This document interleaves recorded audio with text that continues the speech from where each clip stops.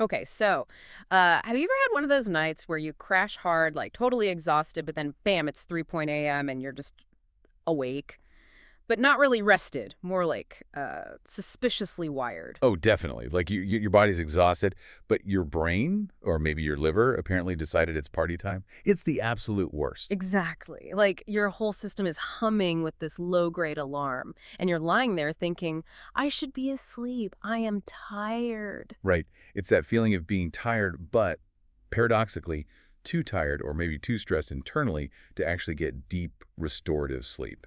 Totally. And we try all the things, blackout curtains, cool rooms, whatever. But today, maybe we look at something, well, almost ridiculously simple. You mean that bottle of apple cider vinegar? Yeah. The one probably sitting in the back of your cupboard. That's the one. We're going to dive deep into how this, like, bog standard kitchen staple might actually be doing some serious heavy lifting while you sleep. Yeah. And our mission today isn't just to rehash the usual health claims. We want to get specific, focus on the core mechanism.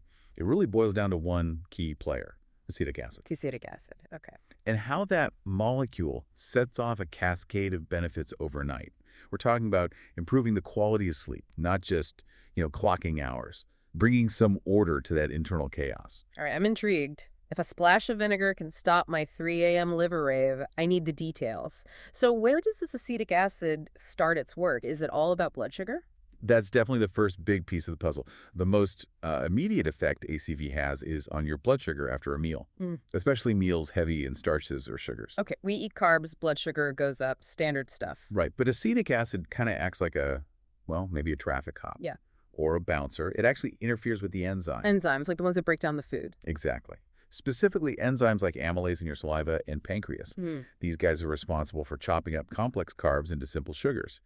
Acetic acid sort of inhibits them, slows them down. So less chopping means the sugar release is slower, less of a sudden spike. Precisely. It blunts that spike. The glucose enters your bloodstream more gradually.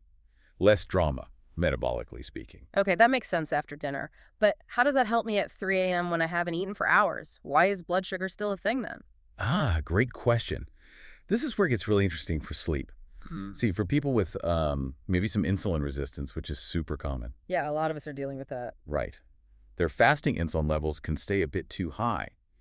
And high insulin tells the liver, hey, keep making sugar, even when you're fasting. Wait, the liver makes sugar, even when I'm asleep and not eating? Yep. It's a process called gluconeogenesis. It's normal. But if insulin is dysregulated, the liver can overdo it.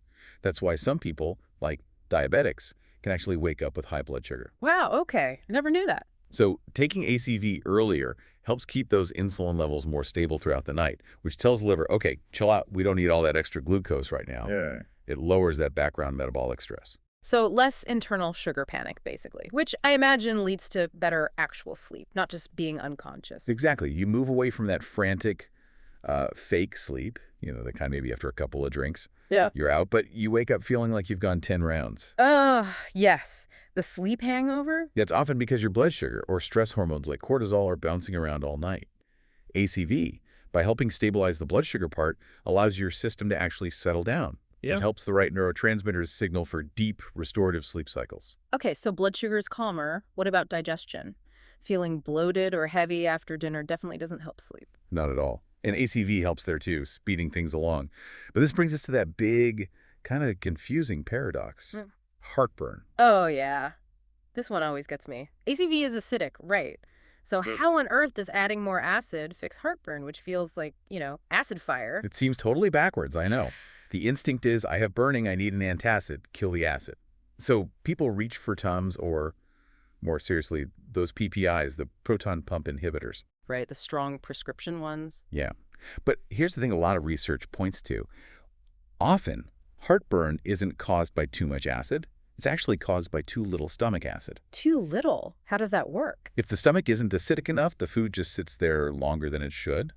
It starts to ferment, produces gas, and that pressure can push the small amount of acid you do have back up into the esophagus. That's the burn. Whoa. So taking antacids just makes the underlying problem, the low acid, even worse. It can, yeah. You're going from, bad to worse, Yeah. potentially. ACV helps by providing that initial acidic trigger the stomach needs to say, okay, time to digest properly, Close the valve at the top, open the one at the bottom. Okay, my mind is kind of blown on the heartburn thing. So proper stomach acid is key, and you're saying that affects more than just digestion. Oh, hugely. It's absolutely critical for absorbing minerals. Think calcium, magnesium, iron, zinc, potassium. Your stomach needs to be properly acidic to basically liberate these minerals from your food so your body can actually use them. And if your stomach is too alkaline, say from chronic antacid use, You just don't absorb them efficiently. They pass right through. okay, connect that to sleep for me. Minerals, sleep. Magnesium. Think about muscle cramps, those sudden awful twitches or that full-blown Charlie horse that jolts you awake right when you were drifting off. Oh God, the Charlie horse, the worst. That often points to an imbalance, particularly with calcium and magnesium. Calcium makes muscles contract. Magnesium tells them to relax. It's basically nature's calcium channel blocker. If you're not absorbing enough magnesium because your stomach pH is off. You get the twitches, the cramps, that feeling of tension. Exactly. That involuntary muscle stuff, sometimes called tetany. ACV, by helping restore stomach acid, helps you absorb the magnesium you need to let those muscles actually relax fully during the night. No more 3 a.m. calf seizures. Okay, so we've got stable blood sugar, better digestion, fewer cramps. Sounds like it might accidentally help with weight management too, doesn't it? Especially with those late night munchies. It's definitely an accidental benefit for many people. When your blood sugar isn't crashing in the evening, you just feel more satisfied. Satiety's better. You don't get that hormonal scream for emergency cookies at 11 p.m. Right, the I need sugar NW feeling. And because ACV helps improve insulin sensitivity, your body needs to pump out less insulin overall. Less excess insulin floating around is a big win for weight management. And insulin's role is key at night, isn't it? I remember reading something about fat burning happening mostly while we sleep. That's absolutely right. Your body does most of its repair work and a significant chunk of its fat burning overnight. This process is largely driven by growth hormone. Okay, growth hormone is the good guy here. Yep. But guess what blocks growth hormone release? Two main culprits. High cortisol, our stress hormone, and critically high insulin. Ah, so if ACV helps keep insulin lower and more stable overnight. It clears the way for growth hormone to do its job repairing tissues, mobilizing fat for energy. You're literally creating a better hormonal environment for fat burning while you sleep. That insulin connection is powerful. Wasn't there some like crazy historical thing they used to do with insulin? Oh, yeah, it's pretty dramatic, actually. Back in the 1920s, 1930s, they used something called insulin shock therapy for certain psychiatric conditions. Shock therapy with insulin. Yeah. They'd inject massive doses to deliberately induce a coma. And here's the kicker. Patients often woke up weeks later having gained a significant amount of weight. Just from the insulin injections, while in a coma. Just from the insulin. It's such a powerful signal for your body to store fat. So if ACV is gently helping you avoid excess insulin all night, well, you're doing the opposite. You're facilitating burning, not storing. Wow. Okay, that really drives the point home. So beyond hormones, does ACV help with anything else digestively, like the liver or gallbladder? You mentioned the liver earlier. It does. It supports the liver's natural detoxification processes. And importantly, it aids the release of bile from the gallbladder. Bile, that's for digesting fats, right? Correct. Bile is essential for breaking down fats. But here's another connection people miss.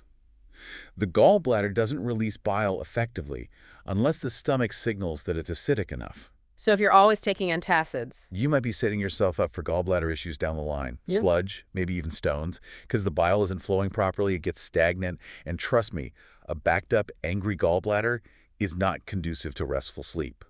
ACV helps keep that whole system flowing. Okay, this is covering a lot of ground. Blood sugar, digestion, minerals, cramps, hormones, fat burning, gallbladder. Now, what about this last piece you mentioned? The idea that you need energy to sleep. That sounds wrong. Don't you need to be, like, low energy to Well, it sleep? totally feels counterintuitive, doesn't it? Right. We think of sleep as just shutting down, switching off.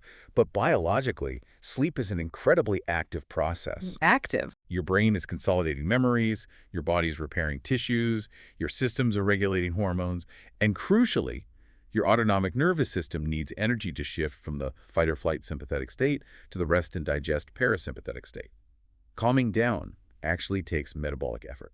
So if you're completely depleted, you might not have the energy to calm down. Exactly. Some people are so exhausted they lack the basic cellular energy required to power down the nervous system and initiate deep, restful sleep. They feel tired and wired. Okay, so how does ACV fit into this picture? Is it giving you energy? Won't that keep you awake? That's the really cool part. Acetic acid gets converted in the body to something called acetate.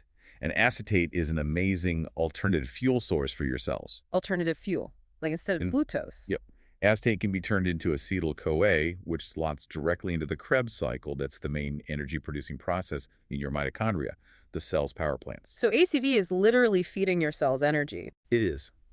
But crucially, it's not a stimulating energy like caffeine.